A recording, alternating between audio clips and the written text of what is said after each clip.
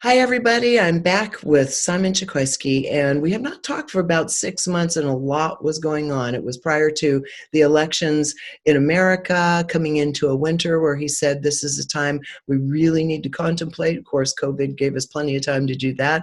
And now everybody's busting at the seams to cross boundaries and borders and emerge back into real life. And markets are going crazy, so time to check back in with Simon. Simon, good to see you again. Thanks for having me. Good to be Yeah, back. always love this. Every time I tell one of my friends or colleagues I'm interviewing Simon, it's like, oh, yay, when's it coming out? So here we go.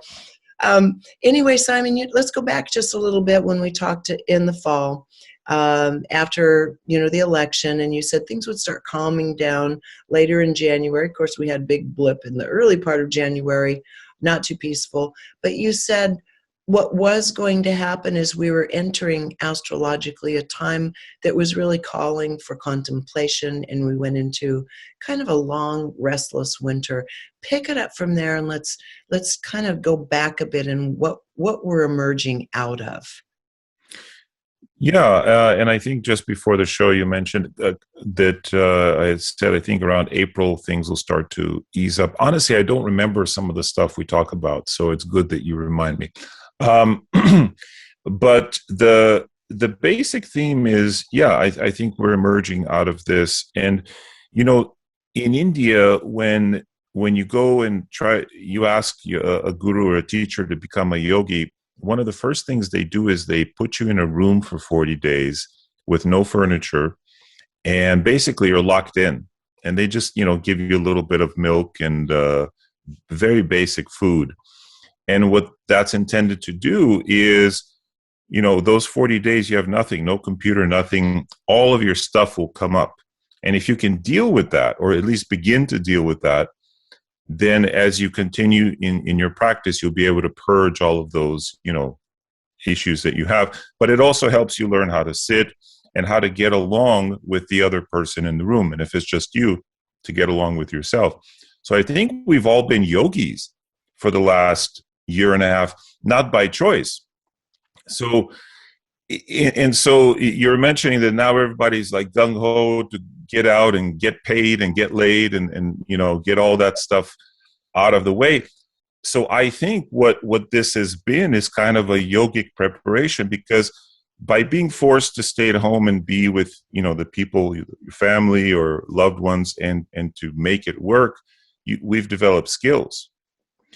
At the very least, we've developed this sense of, okay, here's what I don't want anymore. Here's what I won't take anymore. That seems to be a really big one among humanity in general, including, and we'll go into this in a bit, why a lot of people are saying, I don't want to go back to that crappy job. I'm going to run out my benefits. I can't stand it. Yeah. And so it's a paradigm shift. We've been forced to look at what is there, whether it's our relationship, our financial status, our work, status, and to realize what it is we truly want. So I think in that sense, it's a silver lining, it's a boon. And so, yeah, in the years to come, this will be, I think this has broad ramifications in terms of, some people are getting divorced, some people are getting married, a lot of people are changing their jobs, as you said, and there's a major financial kind of shift that we've begun. I mean, on the one side, there's a lot of money printing, and so that karma, those chickens will come to roost. But on the other side, that has allowed people to really figure out what they want to do to create value in the world. It's a state of grace and time to think about it and feel their way through it. Absolutely. Yeah. So, that's sort of my take on it. I always like to have what's like right now, for example, the crypto markets are down. What's the good side of it? How can I act on this to make this the best possible outcome? So that's sort of my viewpoint. Yeah, Always. and you do that. And so looking at the cosmos now, emerging from this period of contemplation that is called for in the stars. What is following it? I mean, we know where we want to go. We know we want to bust out. We're going to an extremely extroverted period of time. Everywhere I go, every restaurant, every table is packed indoors and out. People are done. They're basically done with it. So what is the energy underneath it cosmically actually calling for versus what we want and what we're doing? Is it in alignment? What the energy wants us to understand is what is freedom. Because this is an outsider period. In my book, The Five Dharma Types, I talk about the outsider's dharma, their purpose in life is to become free, is to seek freedom. They seek freedom from everything. But how do you obtain freedom when you're stuck at home? The thing is, real freedom is in your mind. So we saw that some people who were forced to wear a mask felt that that infringed upon them, and they sought to break free. But after a while, I think they realized, well, you know what? If I'm freeing my mind, this mask isn't that big of a deal. In fact, maybe the mask is helping so I don't spread something, helping other people to achieve their freedom in a kind of, indirect way.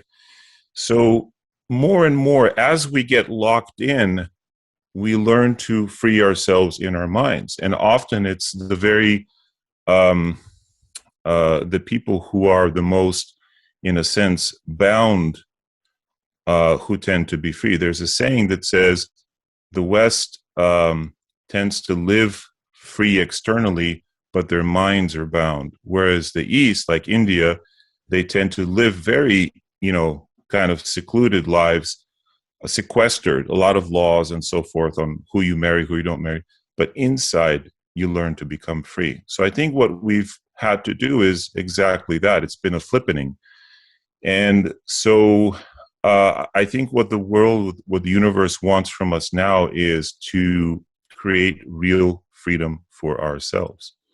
And that comes not from, no saying, oh, I could take all my clothes off and run naked through the golf course. You're not actually free. You're bound by your own impulses. Freedom is being able to know that you are one with the divine in any situation, even when you're sitting in line, and there are 50 people ahead of you and it's hot and you're getting irritated. Can you muster that freedom there?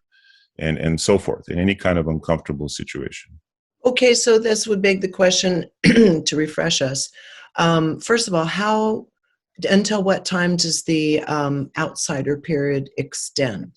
And again, Five Dharma Types explains what this is all about for anyone wanting to know their archetype and the archetype we're living in. I'm an outsider. You have big outsider tendencies. We're living in an outsider period. So perhaps for outsiders, this was a much easier ask than it was for people who are more social in some of the other archetypes. So let's talk about how long does the outsider period last now? We have at least another 8 years. Okay. So we're in it for a while. It's not going away soon. Yeah. So what about some of the more immediate planetary movements underneath it, going more toward, like, now we're pretty much through spring, going into summer and even into fall. What does that look like under the fabric of the outsider larger archetype? There's a lot of focus on the financial, because part of being free in a material world is having financial independence. So what I'm actually seeing here in Phoenix, and I think a lot of other markets are seeing it, is real estate is being gobbled up. Prices are going through the roof. Doesn't make sense, Simon? The economy's not doing well.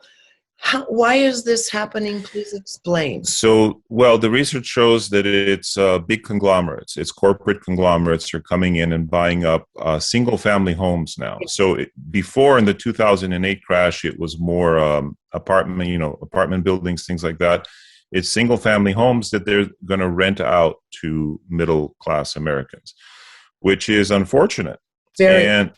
If you're trying to go out and buy a house now in this market, and I know a number of other markets, you have to bid. They're buying sight unseen. Yeah. They're not here. They're just boom. Whatever price is asked, they'll even upbid it so that you can't get in. So I know I have friends who have put in 70 offers on houses and they can't get it, even above asking. So what is that a symptom of? That's a symptom of a lot of corporations got free money during this time, and Stocks started, yeah, just like last they're time. investing it. So, but like in the Matrix, when there's an evil, like, or the opposite way, when Neo rises, the savior, the one, Mm-hmm. there is an equal and opposite force that always rises at the same time, which Mm-hmm. is, Agent Smith. Yes. And so let's say, the corporations are Agent Smith, there is always a balancing force in the universe. So you can focus on this and say, oh my God, this is so bad, this is so bad. Well, wait, there's always a balancing thing. And I think, again, I've talked about this on your show before, I've talked about it on my channel. The balancing agent is the rise of cryptocurrency, because it allows people the freedom to have control over their own finances, to not have banks as intermediaries, to not have anyone else control their money. And of course, there's ups and downsides to that, which we can discuss. I'm happy to discuss it. But I think these are polar opposites. These are juxtaposed forces. One is trying to control sort of the middle class, and the other is trying to free every class, basically. Actually, that makes sense now in particular because of the entrenchment of the corporate conglomerates, as you say, literally buying up everything.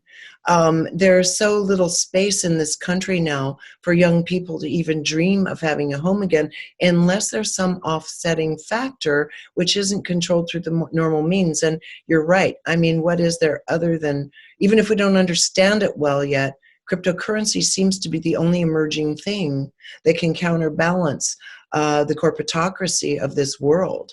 Well, think about it this way. Our parents and grandparents had banks that gave them 6, 7, 8, 9, 10% interest on their savings. Yes. These kids today don't have that. So who is giving that to the kids? Cryptocurrency. So if you have $100, $1,000, 10,000, you can earn 10, 15% interest on it by holding it as a crypto. Meaning it's $1, so it's not volatile, it doesn't go up or down, and it just earns you 10, 15%. Right. And compounding. we're into that because you actually have taken this up. You have your own group regarding educating yourselves and investing in cryptocurrency, because it really does take, it kind of takes group mind to do this. It's based on group mind, but it does take it to even understand it and to give each other the understanding enough and the courage to jump into something that is really not that well understood by most people. It's not, and I'd be lying to you if there aren't, if I said there weren't sand traps and such. It's like the internet in 1995 and 97. So remember all those emails we got from Nigerian princes that said, right, just send me a couple $100, and same thing is happening in crypto. So but did we in 95 or 97 say, well, this internet thing, no, we can't do it because of all these scams? No, the scams are part of it because it's a new technology, and scammers will always take advantage of new technology and try to further their scams. We just have to become savvy and understand that if you're greedy and if you fall, or if you just don't know any better and you fall for scams, and of course they can be sophisticated as well, that it doesn't mean that the whole space should be, you don't throw away the baby with the bathwater. Indeed. In fact, yesterday, prior to our interview, because I know this is something you really have invested a lot of study in and have developed insight, I sent you an article I came across. And you said, thank you for sending that. That was poorly researched. And I'm going to get into that. So let's talk about the article itself and what you found there and what you kind of blew back against. Because there was also a little bit of positive. It wasn't all negative. There was some positive stuff there too. Well, I'll just read a little portion from it. It says there's far too little attention being paid to the downsides. This is just from the first paragraph of cryptocurrency. I would push back. I'd say that it's mostly the downsides of people, the corporate, I should say, the general media are talking about, oh, it's so volatile, oh, they're, the Nigerian prince scams, and there's this. And so, but anyway, crypto, he says, is a, quote, is a godsend to money launderers and other financial scam artists, chews up ungodly amounts of electricity, and raises the risk of shattering financial crises.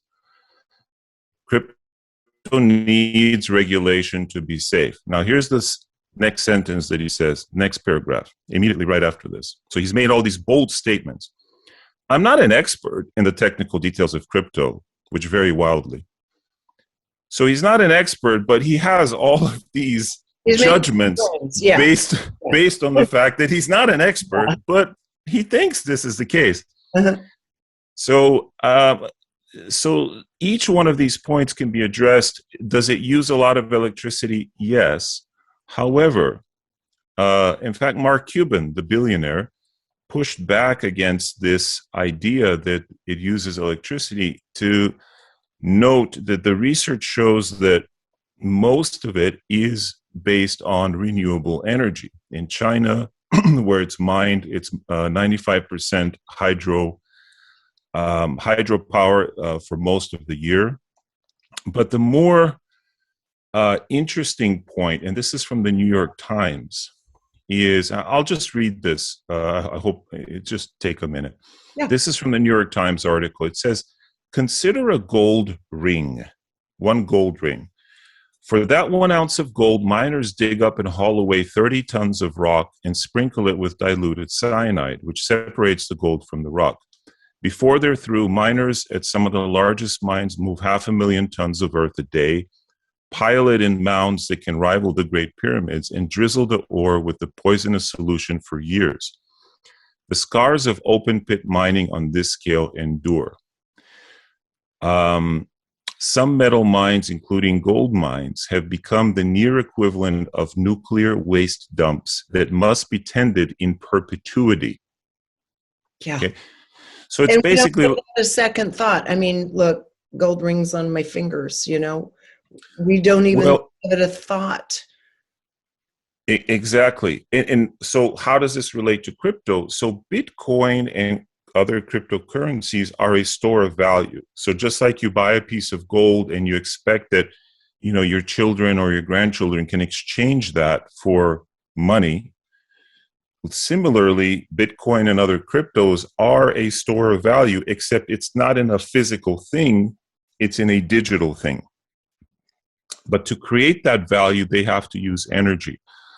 But arguably, the energy that's used to mine Bitcoin is far, far less deleterious to the environment than, for example, gold mining. And so gold is the old standard. This is the move to the new.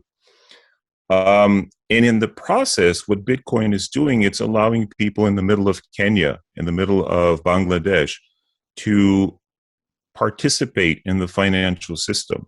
They sell, a cow or some milk or whatever. They can convert whatever they just made into a cryptocurrency and start earning interest on it. Or they could send it to their family in another country. With gold, you can't do that. Now, I'm not here to sort of hash up these arguments. I think gold certainly has value, but it doesn't empower people in places where they don't have access to it, where they don't have access to the banking system. So this is what I mean by the rise of the other polar opposite, the other node, if you will, no pun intended, because crypto is run on nodes. While the corporate sort of structures are trying to homogenize society, there are competing structures trying to empower people and give them their freedom. And I think cryptocurrencies are one of them. And yes, they do use, all the arguments are valid, but they're not researched to the end. Right. Even that article was talking about how Ethereum, one of the really big ones, right, next to Bitcoin, is actually looking to, I think, reduce their energy consumption by 99%. Correct. So that's coming. Moving into an age where we have much cleaner, more abundant energy, then even mining them isn't a kind of a dirty, wasteful thing, so to speak, any longer. And what you're saying about this, it makes sense, is if we're in an outsider period, I don't think we've ever had more of an outsider financial tool ever than cryptocurrency. This is about as outside as it gets. It's It's Wild West. it's kind of like the car. When Henry Ford, when the car came out, it gave people freedom, the freedom to leave their enclosures. But the car was also very polluting, right? It didn't mean, okay, we have to now throw away. Think about the 60s and the 70s, all the smog that we had. We dealt with it with technology, with laws and regulations. So I absolutely agree that this isn't the final state of crypto. It's constantly evolving. But the suggestion here is that, oh, it's bad, we need to throw it away. Just no. I hope you're enjoying this video, because if you are, there are dozens more like it on my site, all supported by people like you.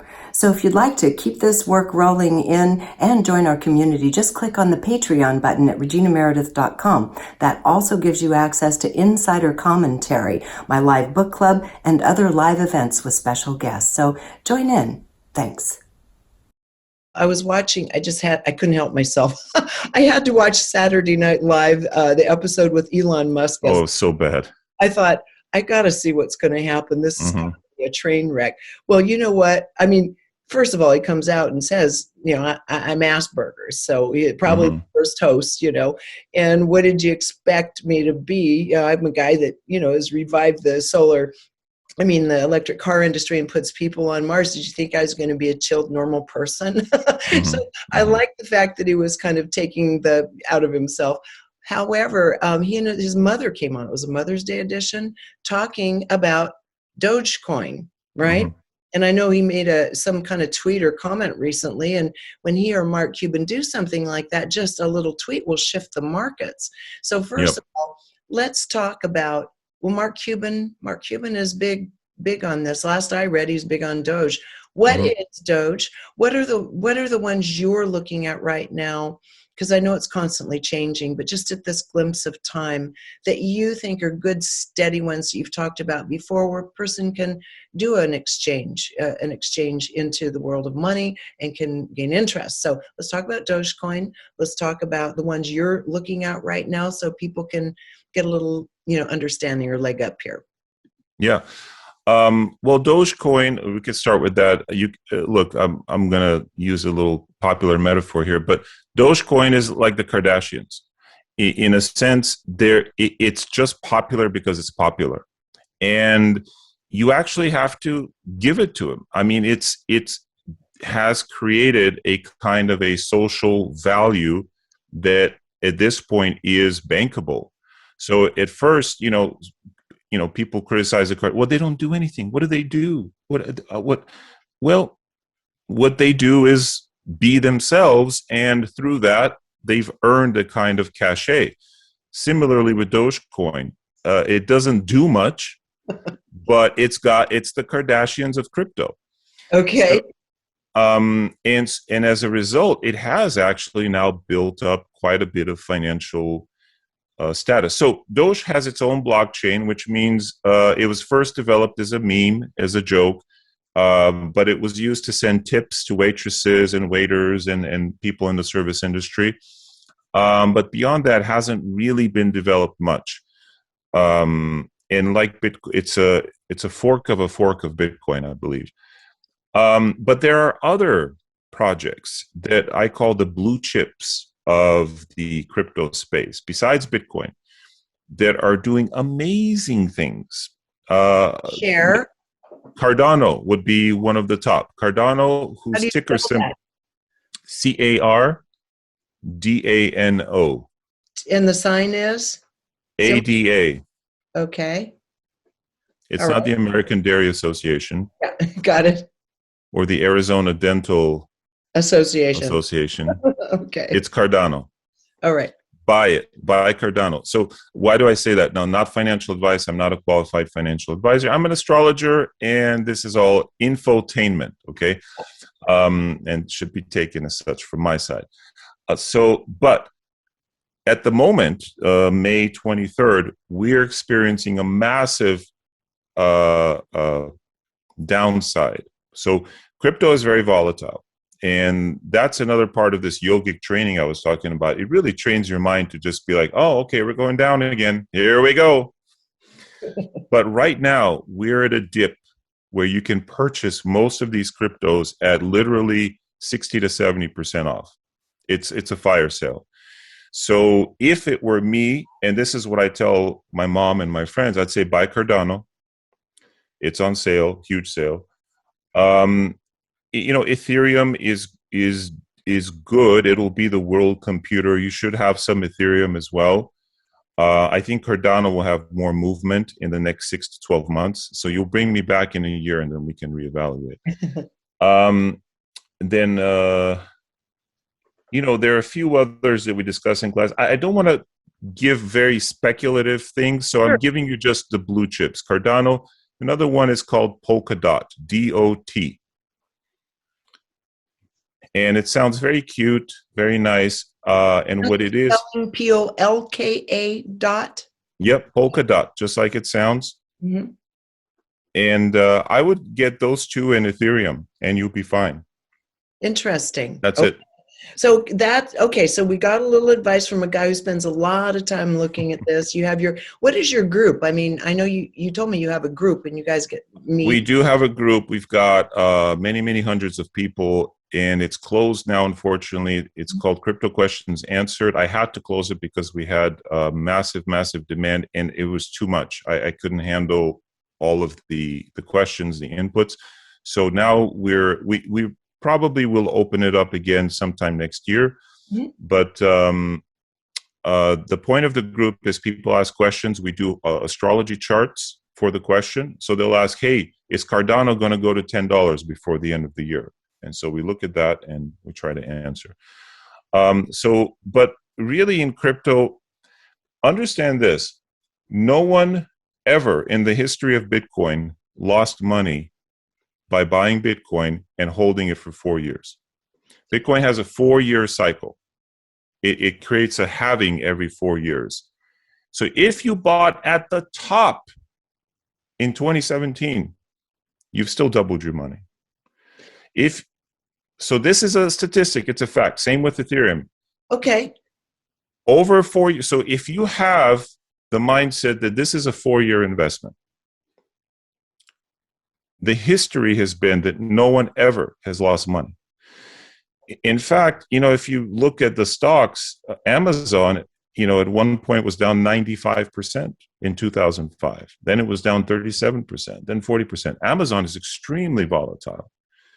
But if you use those dips to buy, then, you've done very well for yourself.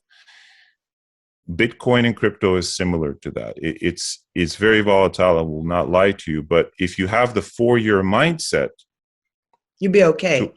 You'll be okay.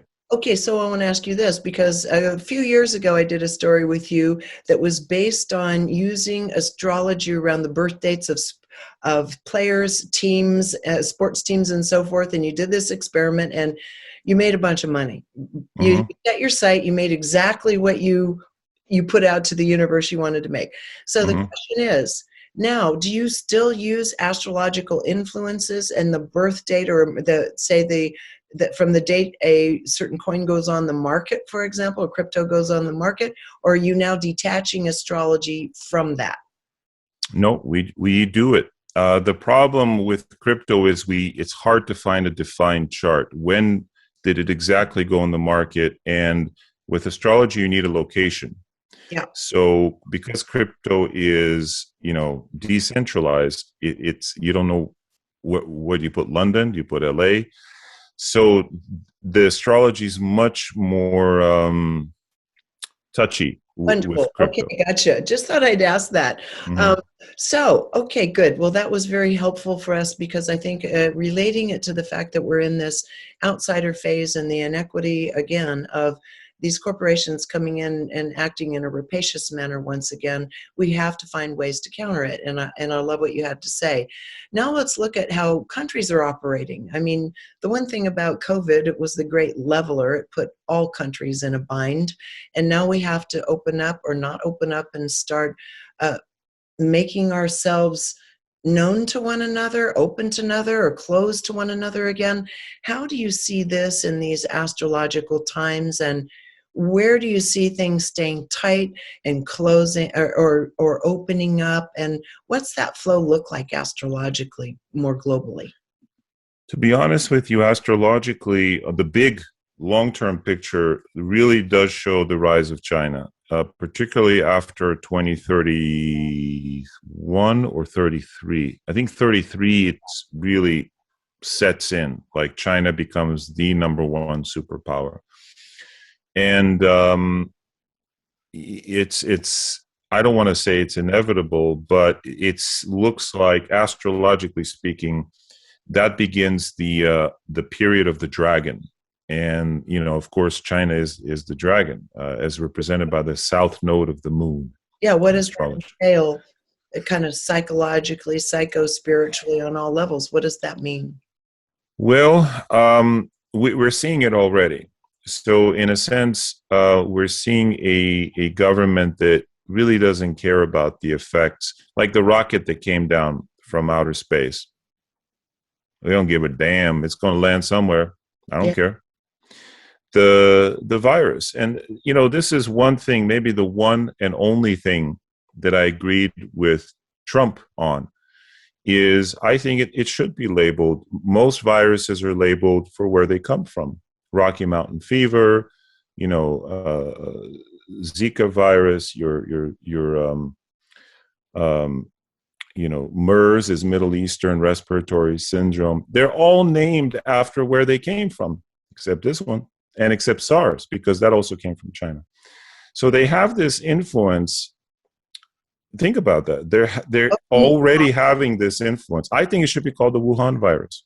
Again, I agree on nothing with Donald Trump, but except that on that one thing. Well, I have to say, Simon, Zeus and I did a tremendous amount of research and reporting on this. And Zeus went so far as to go off the 120-page WHO report itself to get the evidence, not just from alternative media and even mainstream media, which doesn't say much, but he went into the WHO report, and there seems to be absolutely no doubt about it. This sloppy practices, just like when SARS got out of the lab twice in China, same damn thing happened again. And toward the end of the report, it mentions there was a move.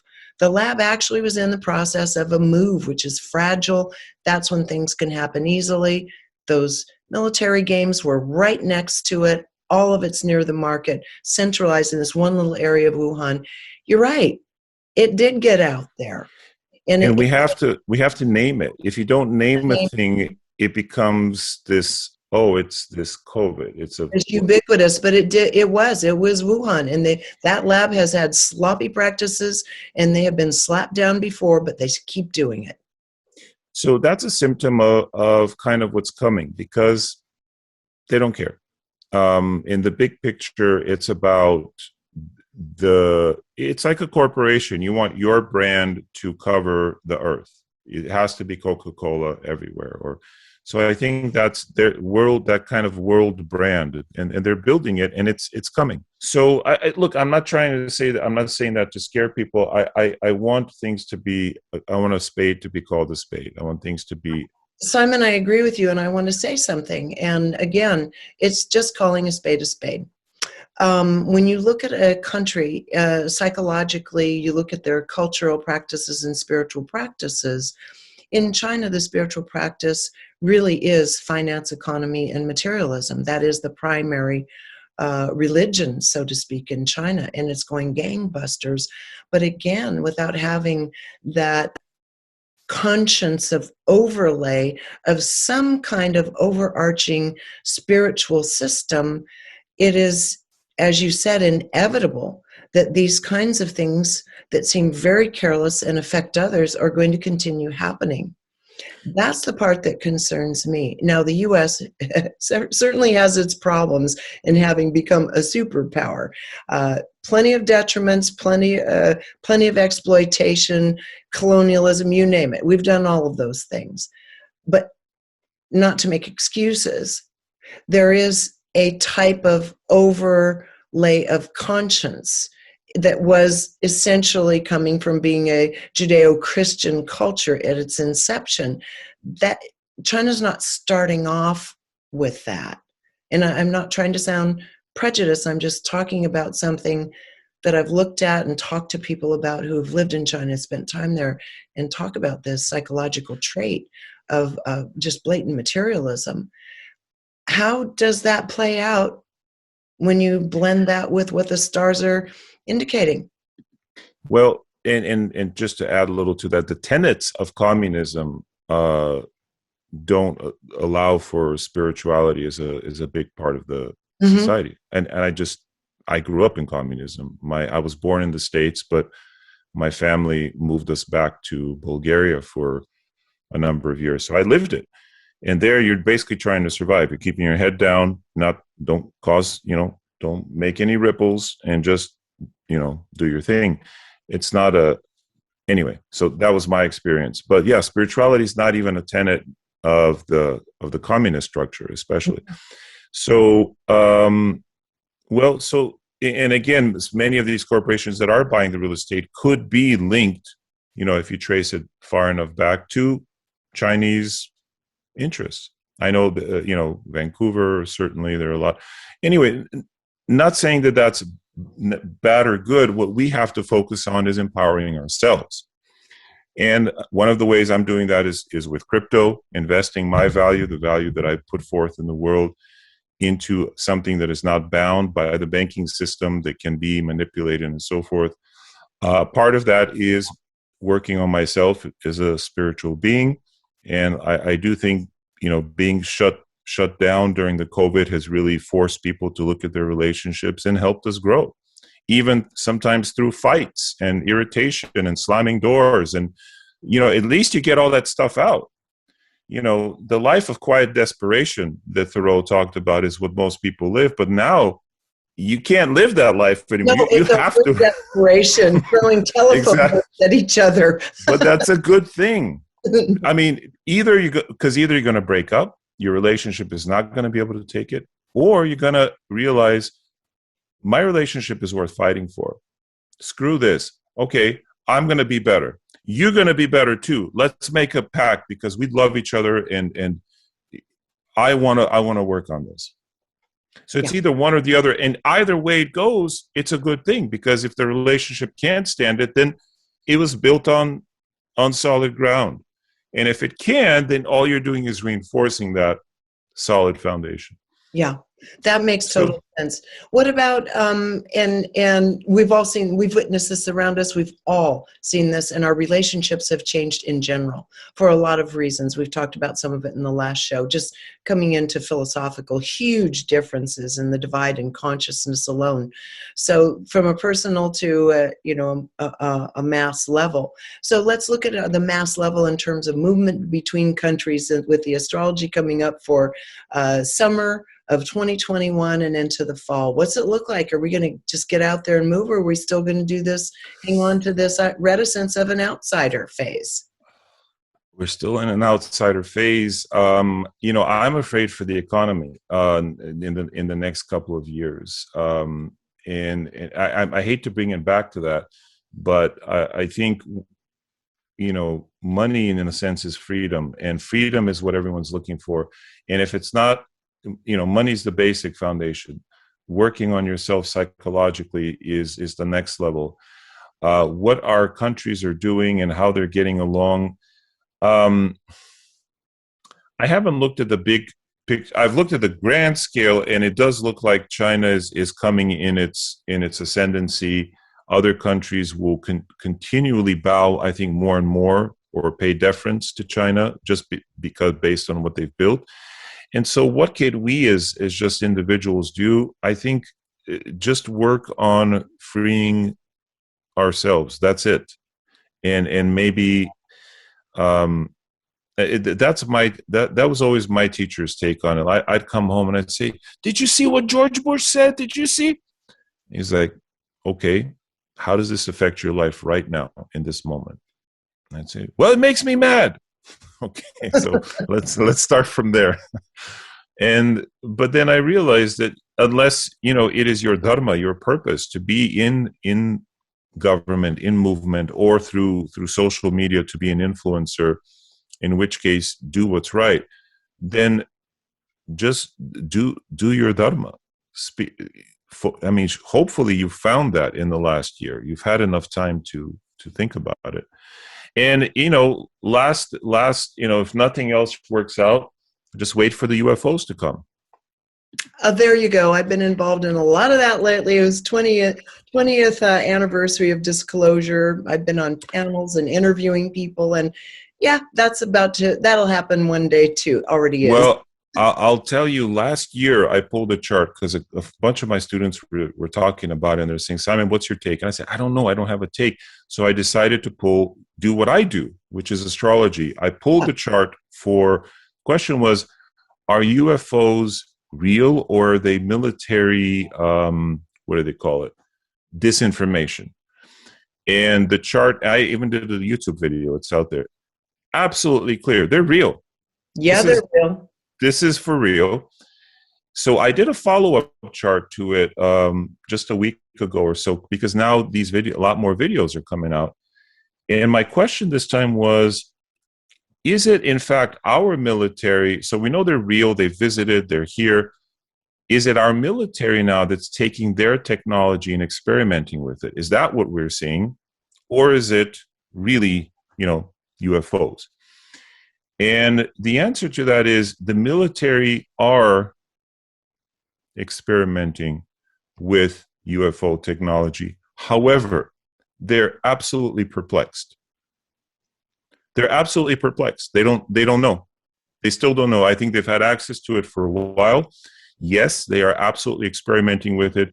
And it could be that some of these things we're seeing are in fact from, Earth governments. There are some incredible experimental craft they've had technology to work with for the last 60 or 70 years, but that doesn't negate the fact that they are flummoxed by these incredibly sophisticated machines that are flying in and out all the time.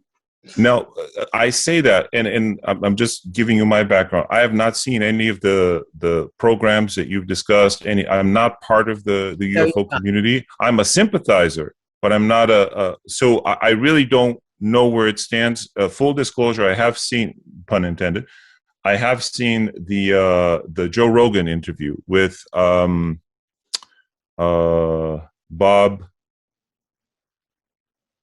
Brown. Which Bob? Bob Brown? No, the original physicist who worked in Area 51. Bob Lazarus? Bob Lazar, yeah. Lazar, right. Yeah.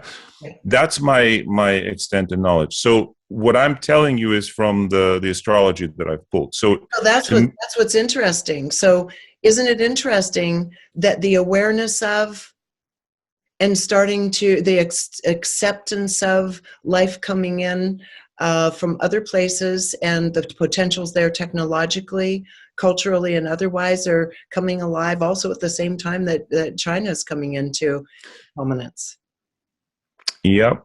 And so there are always juxtapositions. I'll tell you one more thing is that the stuff that is coming out is the tip of the iceberg. It's maybe less than 0.5%. Which the stuff, meaning the footage, the videos that because even CNN is playing videos of UFOs. UFOs. Oh my God! I'm back to UFOs. Yeah, sorry. It's not even a drop because I've seen hundreds of the other films. Not even a drop. And the reason I say that is because in astrology we have the House of Secrets, the 12th house, and the House of even deeper secrets, the 8th house. And all the planets were in those two houses, which indicates to me that this is so top secret that even top level people in the government don't have a clue. And who knows who has a clue, but there is, so number one, they really don't know how this stuff works. They're absolutely perplexed. Number two, they're holding a mountain of information and stuff secret. So if we think we're getting a lot of disclosure, stuff's coming out, pilots are talking, that's not even 0.5%. Not even. I can tell you with assurance that is true. Okay. Well, I'd love to find out more from you actually, because it sounds like, okay. Yeah, no, you're right on. It's really interesting. I'm glad that you're basically a virgin, as you say, sympathizer to it, but not really part of the community, and that this is showing up in the charts. This is fascinating because the secrets are beginning to come out. And I interviewed, when I was at Gaia last week, Jacques Vallée. He's kind of the unicorn. All these people in high places know him and know of him, but no one gets to ever see him or talk to him, and we did. And he said, really, now what has to happen, and this talks about you, referring to the House of Secrets, is that these agencies and these military industrial contractors that have these pieces of technology that are trying to back engineer them and figure out where they can be meaningful in society are literally legally not allowed to engage with the other contractors. So no one ever gets the whole picture. Only a few people at the very top have that beyond top clearance secret to know what the big plan with this is. And that's what has to come crumbling down. So I will ask you, if not now, but maybe in our next conversation, to tell me what year or what time frame it looks like where the House of Secrets goes away and now the flood of this information and reality comes to the fore. Okay. Are you looking right now? I'm going to look right now. All right. I'm going to look right now, but I may have to tell you another time. Okay, you can tell us another time. Okay. We'll do Let it me sit with this. time frame. Yeah. Okay. Because this is going to go on for a while. There's a lot coming out right now. And you, as you said, it barely scratches the surface. Well, Simon, this has been delightful. We've had so many useful things to talk about. Is there any final thing you'd like to squeeze in, taking us up through the end of summer? And we'll talk again at the end of summer, early fall. I would say, if not now, at some point, by Cardano. And got that one. and you may not see the result end of summer, but by next spring. So about 10 months from now, hopefully you'll be very happy. Yes. Okay. Got it. Wrote it down. Cardano, which is ADA, American Dental Association. Got it. That's Thank right. You so much. Hey, have a wonderful rest of your day, Simon. And it's been just really fun talking with you. Thanks. Thank you. Bye-bye. Bye for now. All right. Once again, it was an absolute pleasure to be with Simon. I hope you enjoyed it too. And you can go to his website, decodingvedicwisdom.com, which is where all of his classes are and kind of everything he's up to, his books, etc. Until next time, thank you for joining us here on reginameredith.com.